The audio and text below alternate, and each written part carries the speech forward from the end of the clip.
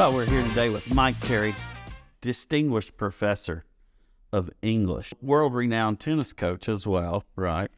The Quincy Blue Devils. I'm a tennis coach, that's for sure. I was born and raised in Quincy. My dad was on television, KHQA, taught at Quincy High from 1980 to 1986, and then I came here. So I was actually the first full-time instructor at John Wood Community College. I did not know that. Yeah. That was a fact that I did not know. I'm the first one, so yeah. I always thought I wanted to be a TV or radio sports commentator because I love sports. My dad loved sports. My dad was a boxer, and he just loved all sports, and radio especially because he grew up in that, you know. My dad had never had a holiday off, never had my birthday off, never had his birthday off. You know, he just worked all the time. He'd get up at 4:30 and, you know, he'd be still on the news at 10 o'clock that night. I remember sitting in my living room with one of my best friends, and we were talking about, you know, what's he going to major in? What am I going to major in? And I said, you know, I kind of like to teach, but I don't know what I teach. And he said, well, you like to read, don't you? And I like English and stuff. But he said, well, then, you know, teach English and then do the things that you want to do, the things that you like. And you love sports and music, so incorporate those. And, Wow. you know, it just blew up in my head right then. Man, I don't know how I could do that, but maybe I can.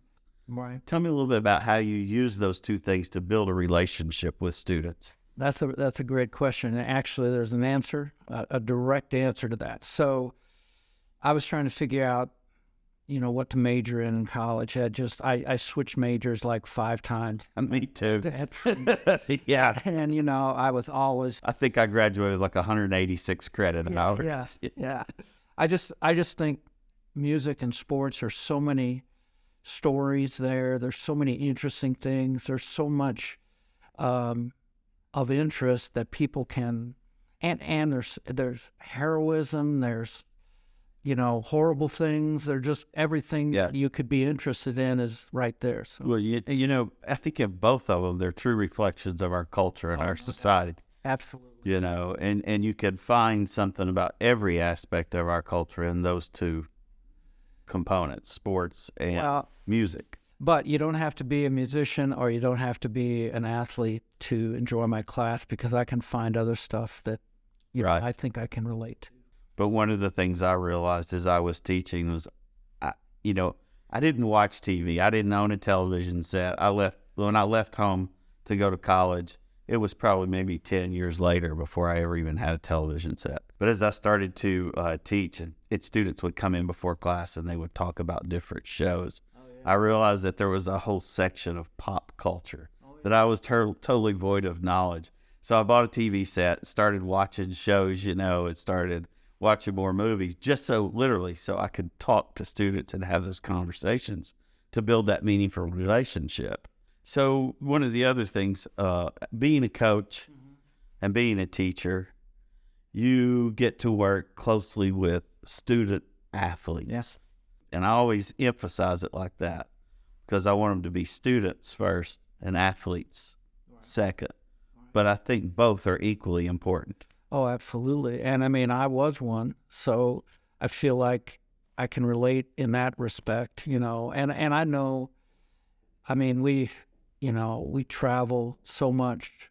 When I played college tennis, we had a pretty good Division II team, but we traveled to Oklahoma, to Florida, we traveled to California. We were constantly in our vans riding, and, you know, so I know how hard it is to keep touch with everything in school, but I think athletes are disciplined for the most part and do a great job of that if they feel like they can hang in there and you're going to give them at least some help in the areas that they need it. The stereotypes of student athletes is that they're not the best. Yeah, I hate that. They're not the best in the classroom. And what I've found, both as an instructor and as an administrator, it's the opposite of that. They actually are some of the best students. Well, I think they are too. And then, you know, you can give a student within their realm of interest all sorts of assignments to research things that they enjoy. I mean, I can tell a baseball pitcher to research how to add velocity to your fastball. There's tons of studies on that. There's tons of papers that are written, graduate students, you know that graduate students write about everything under the sun. Right.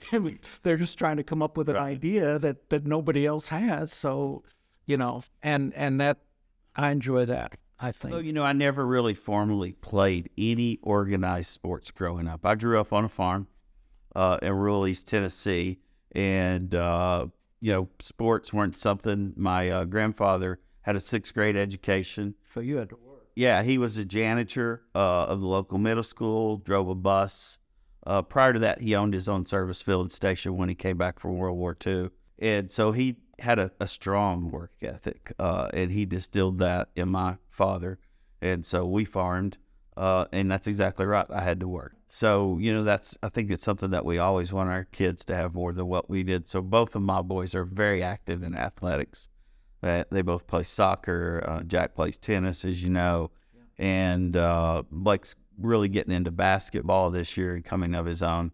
And then having experienced the educational side of it in my career, think about what that might be and how it's structuring them and creating self-discipline in them. And, we structure it around their learning as well, right? In other words, you don't get your homework done, you don't go to practice, you don't go to practice, you don't play. So my wife's in education, so it's not really hard for me to get her to do that. In fact, she's probably better at it than I am. Well, you can relate to the students here that went right through high school working and come here, or maybe they go to work and then they come back here when they're 40 or 35, and they are, for the most part, some of the hardest working students we have anywhere. Yeah. I mean, they just are so disciplined and ready to do something that they didn't get a chance to do. I think we can all relate to the students that we have that have their own children. Yeah. I mean, because that's a whole nother challenge that a lot of colleges don't, have to deal with as much. One of the things that we're learning now is we can make a lot of changes in the classroom, right? We can change the way we teach. We can work with our students and better prepare them. But what we're finding now, and this is probably more true of community colleges than any other higher education institution, is the social services component is critical. Absolutely. What we're finding through research and the community college survey for student engagement, SESI, out of the University of Texas at Austin is a leader in this. We're finding a higher level of food insecurity, housing insecurity, and mental health issues than we've ever seen among our students. And so what we're going to have to do is be more vigilant in creating partnerships with local entities, as well as being more cognizant of the challenges that our students are facing in the life cycle outside of the classroom, and being able to find creative ways to help support those. And that doesn't mean making academic less rigorous. It doesn't mean making it easier. It doesn't mean doing less, right? It means looking at ways that we can adapt to their styles of learning and still hold them accountable and be responsible. Well, to be creative, That's exactly right. In my speech classes, I would have students do a mock job interview right at the end. I'd contact 5 or 6 faculty who would act as mock interviewers, and you wouldn't believe at the end of the semester how many students said that was the most valuable they did. But I could see that they'd go into interviews sometimes not have a clue, they have no idea what to do. Yeah, and there's a lot of challenges right now with higher education, a lot of pushback, and I think that comes back to what we talked about with you teaching in the classroom, and one of those cornerstones, and that's relevance. And while we do that in the classroom, we often have to do it as higher education as a whole. And that's, we have to remind ourselves that students are coming here, 1, to get an education, but 2, to better themselves so that they can have a family sustainable wage when they graduate from college, that they can move into a career path, not just a job. There are a lot of jobs out there right now, right? And that's one of the things we're competing with. But when we bring students here, we want to help them develop careers, something that they enjoy doing, something much like yourself, being a teacher for 31 plus years, right? 40 plus years. Right. Your class is starting in 1 minute. Oh my God. You got to go. I was going to ask a Quincy question. All right. So one more question. So tell me, what do you like about Quincy most right now. I know you were familiar with it. Well, I took you to your first Blue Devil game. I know you saw That's right. I got Flaming Torch and all that. to see the essence of culture in Quincy. Yeah, Right? that's It is the Blue Devil, right? And the Flaming Torch for sure. You know, I think I like the sense of community. Yeah.